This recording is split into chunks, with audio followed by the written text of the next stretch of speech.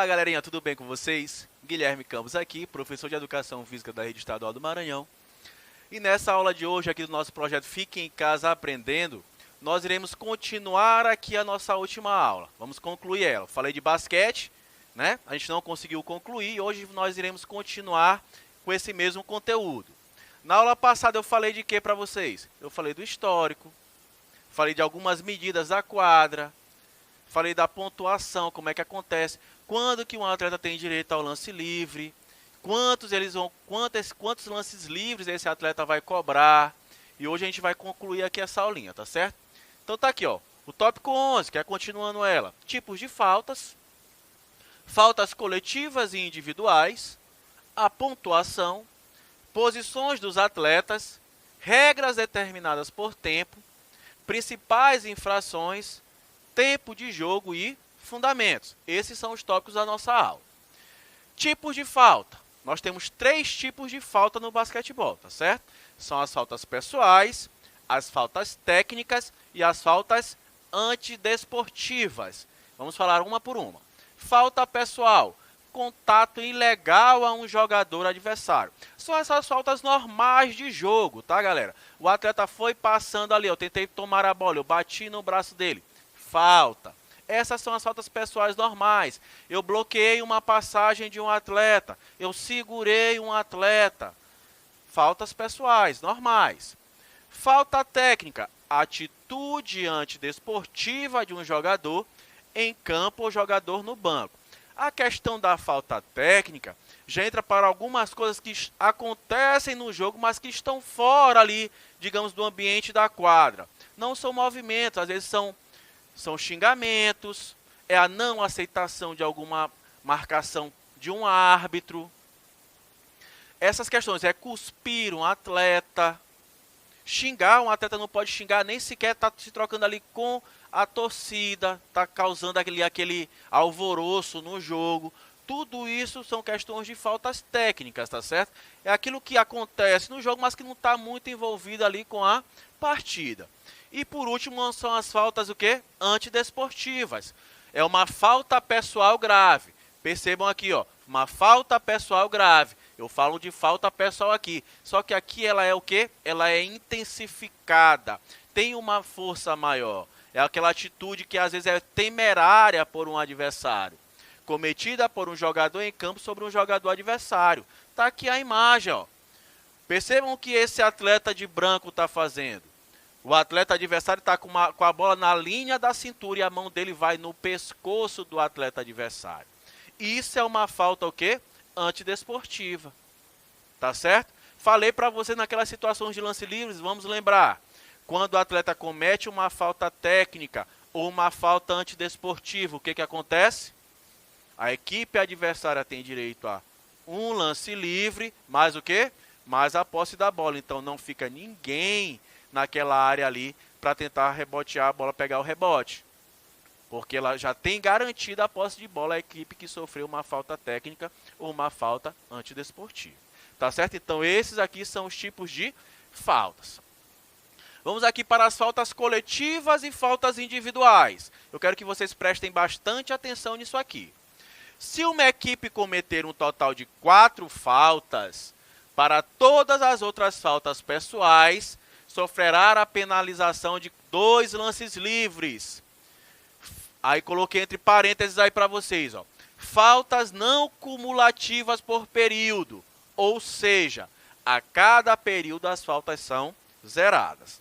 Vou voltar aqui e explicar isso aqui para vocês. Faltas coletivas, lembrando mais uma vez que eu estou falando aqui das regras da FIBA, não estou falando da NBA. Você que assiste NBA aí, que acompanha NBA, vocês vão ver que a quantidade de faltas lá são diferentes, tá certo? Então, a equipe ela fez 4 faltas no primeiro período de jogo. A partir da 5ª falta, qualquer falta que essa equipe cometer, a equipe adversária terá direito à cobrança de 2 lances livres. Professor, o que significa essa falta não ser cumulativa no período? Significa que, ao terminar o primeiro período e a equipe retornar para o segundo período, o que acontece com essas faltas coletivas? Elas são zeradas, tá certo? Elas são zeradas. Coloquei aqui um placar para que vocês visualizem isso. Tá aqui, a equipe que está jogando em casa, ela tem 3 faltas coletivas, está marcando aí embaixo, ó. 3 faltas coletivas. E a equipe que está jogando ali fora já tem quantas? 5 faltas. O que que acontece? Cada vez que essa equipe cometer uma falta, a equipe que está jogando em casa terá direito à cobrança de 2 lances livres. Aqui ainda tem direito a quantas faltas? Somente mais uma. Ele vai fazer a 4ª falta, o jogo vai estar rolando ali normal. A partir da 5ª, 2 lances livres. Se nós formos para o outro período, essas faltas são zeradas. Faltas individuais. Um jogador que cometer 5 faltas estar desqualificado da partida. Faltas cumulativas no jogo. Percebam que está aqui entre parênteses. As faltas individuais, galera, elas são cumulativas no jogo. Seja mais claro, professor. Eu estou jogando por uma equipe A. Eu fiz 2 faltas no primeiro período do jogo. Eu vou para o segundo período com essas 2 faltas. Elas não zeram. Quais quiseram? Apenas as coletivas. Fui para o segundo período, fiz mais 2 faltas. Eu vou para o segundo tempo ou para o terceiro período de jogo com 4 faltas. Eu estou, como a gente fala, pendurado. Se eu fizer a 5ª falta, eu serei o quê? Desqualificado do jogo. Eu não sou expulso, eu sou desqualificado. No basquetebol, essas expressões, elas diferenciam bastante. Professor, o que é então o atleta ser desqualificado? Ele é desqualificado quando? Quando ele não tem mais o direito de jogar, mas ele pode ficar ali no campo de jogo. Ele pode sentar no banco e terminar a partida, assistindo ali a partida acontecendo. Professor, e quando é que o cara é expulso? O cara é expulso, quando ele é expulso, ele não tem direito a ficar nem no ginásio. Ele tem que sair, como acontece no futebol. Um jogador quando é expulso, ele vai para onde? Vai para o vestiário. Assim é no basquetebol. Mas, professor, por que acontece isso? Imagina, um atleta sendo expulso, ele já foi expulso ali, ele está com a cabeça quente, esse atleta não vai ter mais nada a perder, ele não vai tumultuar uma partida? Vai, então ele vai para o banheiro mais cedo, ele vai para o chuveiro mais cedo, tá certo? Essa é a diferença entre expulsão e desqualificação. Desqualificação, o atleta ele pode permanecer em quadra. A pontuação. Existem 3 tipos de pontuação no basquetebol. Existem as cestas de 1 ponto, de 2 pontos e de 3 pontos, tá certo? Tá aí, coloquei a imagem para vocês para facilitar. Professor, quando é que acontece 1 ponto?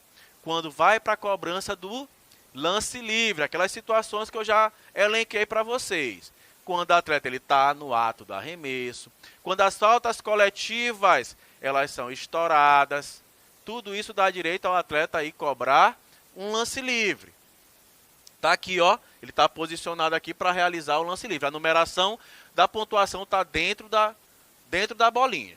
Vermelho, 1 ponto. Quando eu realizo um arremesso, qualquer distância que seja, dentro da linha de 3 pontos, que é essa linha aí que vocês já sabem, eu já mostrei para vocês, esse atleta está realizando um arremesso de 2 pontos. E 3 pontos quando ele realiza um arremesso fora da linha dos 3 pontos. Uma coisa aqui que é importante eu falar para vocês. O que vai dizer se um arremesso é de 3, de 2, é o último contato que esse atleta teve com o solo. Seja mais claro, professor. Eu vou fazer a tentativa de um arremesso de 3 pontos, certo? Eu estou posicionado fora da linha de 3 pontos. Mas ao tentar arremessar, quando eu vou pular, quando eu vou jumpear, essa expressão que a gente usa no basquete, a pontinha do meu pé tocou a linha. Quando eu toco a linha, o que acontece? Esse arremesso já não será de 3 pontos, será de apenas 2 pontos. O contrário também pode acontecer. Eu posso realizar um arremesso de 3, vamos imaginar aqui, saltando para a frente dessa linha de 3 metros. Sendo que se eu me projeto à frente, né? Eu vou realizar um salto para frente, eu vou me aproximar mais do aro e no aro eu solto a bola. Qual foi o último contato que eu tive com o solo? Não foi fora da linha de 3 pontos. Mesmo que eu realize o arremesso de dentro da área de 3 pontos, esse arremesso foi de 3 pontos, porque meu último contato com o solo foi fora. Conseguiram compreender isso? O que vale é o último contato que eu tenho com o solo. Tá certo? Toquei o mínimo que foi na linha de 3 pontos, o arremesso é de 2.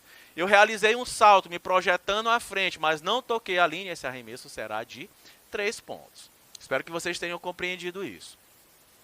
Posições dos atletas. Vocês já sabem, no basquetebol a equipe é formada por 5 atletas, né? 5 atletas e 7 reservas.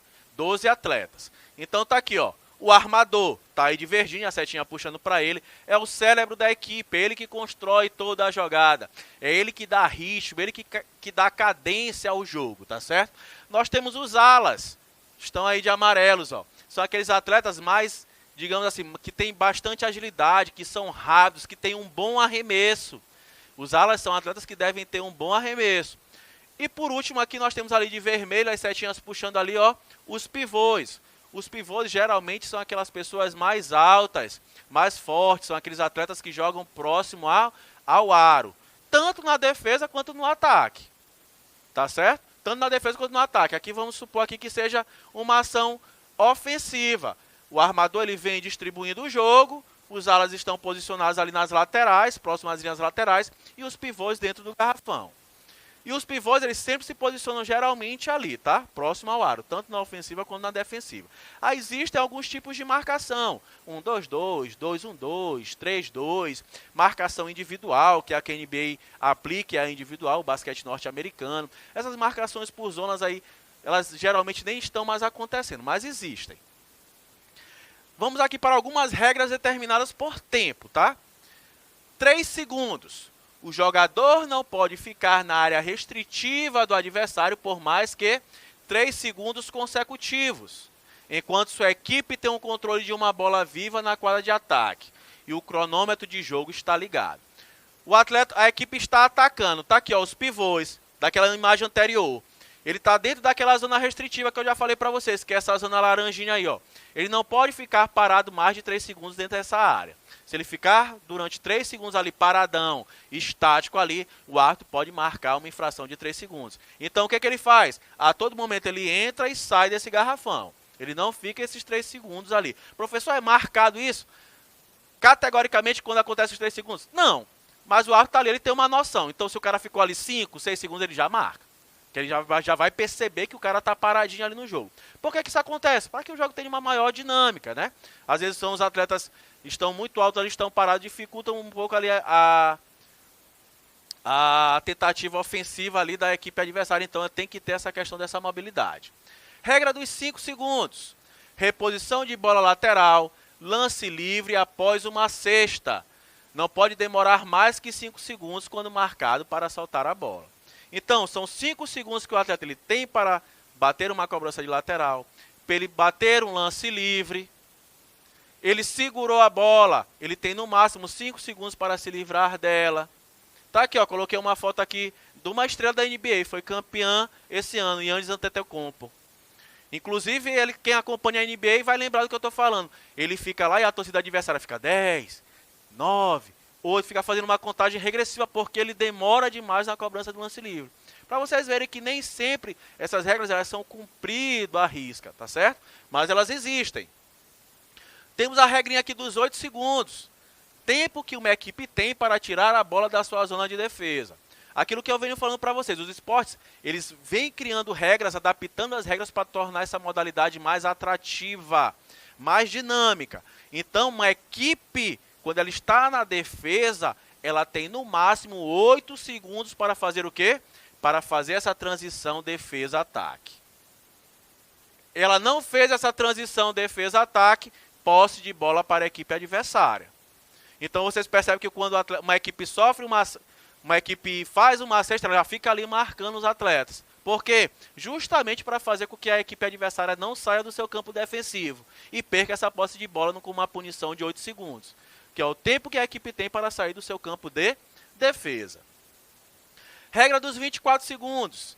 Sempre que um jogador ganhe o controle de uma bola viva em quadra, sua equipe deverá tentar um arremesso para a cesta dentro de 24 segundos.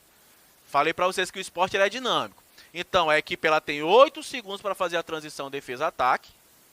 e ela tem no máximo 24 segundos para realizar um arremesso. Ela não fez um arremesso durante 24 segundos, vai soar uma campa, pam, posse de bola para a equipe adversária. Tá certo? Por que isso, professor? Vamos imaginar, um placar está lá, 72-40, a equipe começa a cozinhar o galo, tocar a bola de um lado para o outro, e a equipe adversária não consegue ter a posse da bola. Então, obrigatoriamente, essa equipe tem que realizar um arremesso dentro de 24 segundos. Isso sofreu uma adaptação um pouco recente. Caso a bola está bem aí nesse quadrado amarelo, caso o arremesso não seja convertido, mas a bola toque no aro, acontecendo o rebote ofensivo, ou seja, da equipe que realizou o arremesso, a equipe terá 14 segundos de posse. Antes essa regrinha acontecia assim, eu realizava o arremesso, a bola quicava, batia no aro, não convertia o arremesso, eu consegui pegar um rebote ofensivo, eu tinha mais 24 segundos. Hoje não, são apenas 14, buscando o quê? Dar o dinamismo à disputa, tá certo? Já diminuiu ali 10 segundos para essa equipe tentar mais uma vez converter um arremesso. Principais infrações, transição do campo. Um jogador cuja equipe está na posse de bola, na sua zona de ataque, não pode provocar a ida da bola para a sua zona de defesa. Aqueles 8 segundos de fazer da transição defesa para o ataque, passou da linha do meio da quadra, essa equipe jamais poderá retornar para o seu campo defensivo, tá certo? Jamais, é retorno. 2 dribles. Quando se dribla, pode executar o número de passos que pretender. O jogador não pode bater a bola com as duas mãos simultaneamente, nem efetuar 2 dribles consecutivos. Jogar a bola, agarrá-la com as duas mãos e voltar a batê-la. O que significa isso aqui, galera? Seja mais claro, professor. 2 dribles. Vou logo dizer para vocês, drible no basquetebol ele tem uma conceituação diferente de futebol. O drible no basquetebol significa apenas o ato de bater a bola, de quicar a bola. Eu estou batendo a bola aqui, eu estou fazendo o quê? Driblando, mesmo que eu esteja estático, mesmo que eu esteja parado. Isso eu posso fazer quantas vezes eu quiser.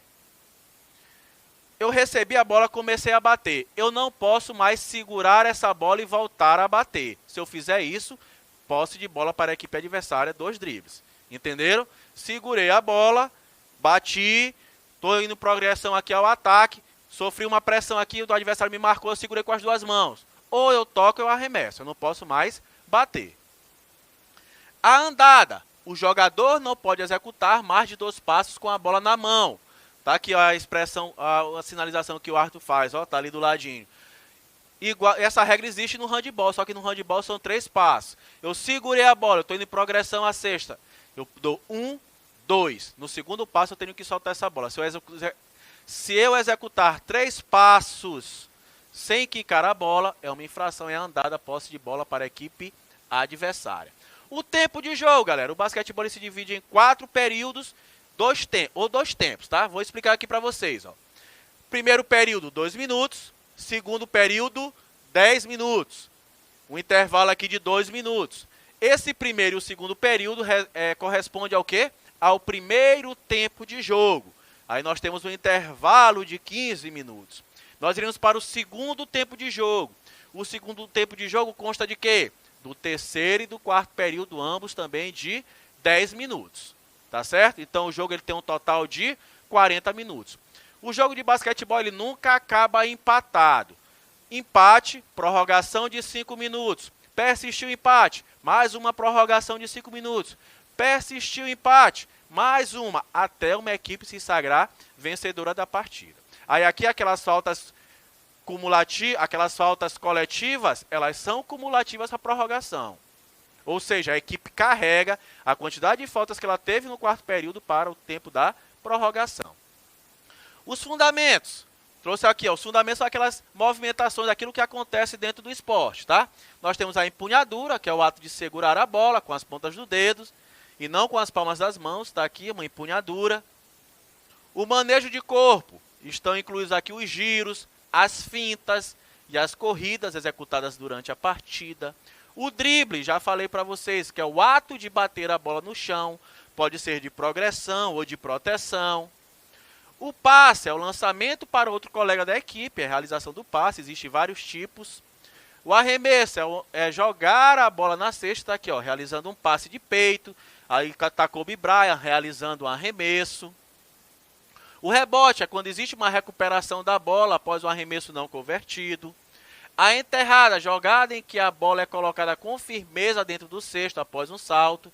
Tá aqui, ó, um rebote e tá aqui uma enterrada aqui de Vince Carter. Então, galerinha, eu vou ficando por aqui. Até a nossa próxima aula. Vamos pra cima, hein?